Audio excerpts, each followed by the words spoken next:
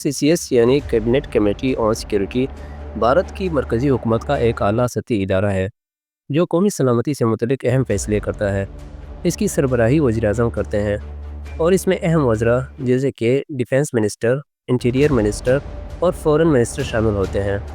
CCS کا بنیادی مقصد ملکی سلامتی، دہشت گردی، سرحدی تنازعات اور دیگر سنگین خطرات سے نمٹنے کے لیے پالیسیاں بنانا اور فوری اقدامات کرنا ہے۔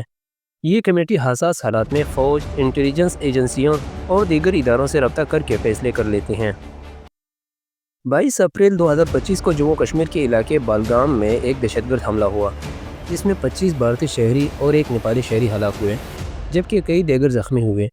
اس حملے کی شدت اور اس وقت نے بھارتی حکومت کو سخت رد عمل دینے پر مجبور کیا۔ CCS نے اس حملے کی مذمت کی اور متاثرین کے اہل خانہ سے ہمدردی کا اظہار کیا۔ عالمی برادری نے بھی اس حملے کی مذمت کی اور بھارت کے ساتھ یکجہتی دکھائی جو دہشت گردی کے خلاف عالمی اتحاد کی عکاسی کرتا ہے۔ کیبنٹ کمیٹی فار سیکیورٹی نے اس حملے کی سرحد پار سے روابط کی نشاندہی کی اور دہشت گردی کو روکنے کے لیے سخت اقدامات کا اعلان کیا۔ یہ فیصلے نہ صرف فوری رد عمل تھے بلکہ مستقبل میں دہشت گردی کو روکنے کے لیے ایک جامع حکمت عملی کا حصہ تھے۔ ان اقدامات کو عام فہم زبان میں درج ذیل طریقے سے سمجھا جا سکتا ہے۔ انڈس واٹر ٹریٹی بھارت نے 1960 کے سنتاس معاہدے کو فوری طور پر معطل کر دیا۔ یہ معاہدہ بھارت اور پاکستان کے درمیان دریاؤں کے پانی کی تقسیم سے متعلق تھا۔ اسے معطل کرنے کا مطلب ہے کہ بھارت اب اس معاہدے کی پابندی نہیں کرے گا جب تک پاکستان دہشت گردی کو مکمل طور پر ختم نہ کرے۔ یہ ایک بڑا سفارتی اور معاشی دباؤ ہے۔ اٹاری چیک پوسٹ بند واگا بارڈر کے قریب اٹاری چیک پوسٹ کو بند کر دیا گیا ہے جو دونوں ممالک کے درمیان تجارت اور آمد و رفت کا اہم راستہ ہے۔ صرف وہ لوگ جو 1 مئی 2025 سے پہلے درست اجازت ناموں کے ساتھ سرحد پار کر چکے ہیں واپس جا سکیں گے۔ پاکستانی شہریوں پر پابندی پاکستانی شہریوں کو سافٹ ویزا ایگزمپشن اسکیم کے تحت بھارت آنے کی اجازت ختم کر دی گئی ہے۔ پہلے سے جاری کردہ ویزے منسوخ کر دیے گئے اور بھارت میں موجود پاکستانی شہریوں کو 48 گھنٹوں میں ملک چھوڑنے کا حکم دیا گیا۔ سفارتی عملے کی واپسی نئی دلی میں پاکستانی ہائی کمیشن کے فوجی، بحری اور فضائی مشیروں کو ناپسندیدہ شخصیت قرار دے کر ایک ہفتے میں بھارت چھوڑنے کا حکم دیا گیا ہے۔ بھارت نے بھی اپنے اسی طرح کے مشیروں کو اسلام آباد سے واپس بلا لیا۔ دونوں ممالک کے ہائی کمشنر میں ان عہدوں کو ختم کر دیا گیا۔ ہائی کمشنر کی تعداد میں کمی دونوں ممالک کے ہائی کمشنرز کے عملے کی تعداد 55 سے کم کر کے 30 کر دی گئی ہے جو 1 مئی 2025 تک مکمل ہو جائے گی۔ اس سے دونوں ممالک کے سفارتی تعلقات مزید محدود ہو جائیں گے۔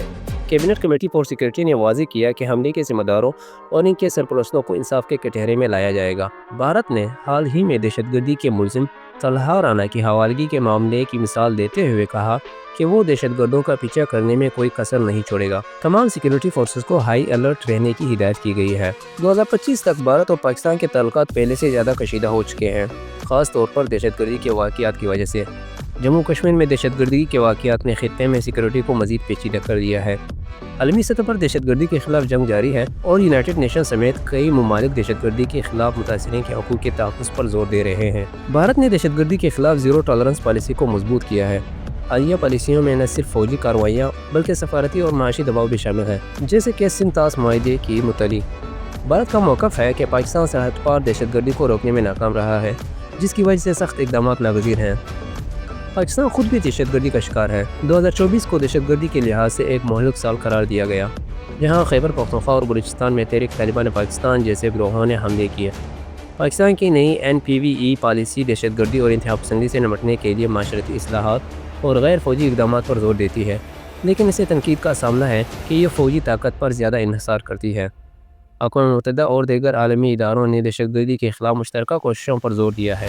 2024 میں اقوام متحدہ کے خصوصی اطلاع کار بین سول نے کہا کہ دہشت گردی کے متاثرین کو تحفظ اور انصاف فراہم کرنا ضروری ہے، لیکن انسداد دہشت گردی کے قوانین کا غلط استعمال انسانی حقوق کو خطرے میں ڈال سکتا ہے۔ دہشت گرد گروہ نئی ٹیکنالوجی جیسے سوشل میڈیا اور ڈرونز کا استعمال کر رہے ہیں جو سیکیورٹی فورسز کے لیے نئے چیلنجز ہیں۔ بھارت اور پاکستان دونوں کو اندرونی اور سرحدی دہشت گردوں سے نمٹنے کے لیے زیادہ مؤثر حکمت عملی کی ضرورت ہے۔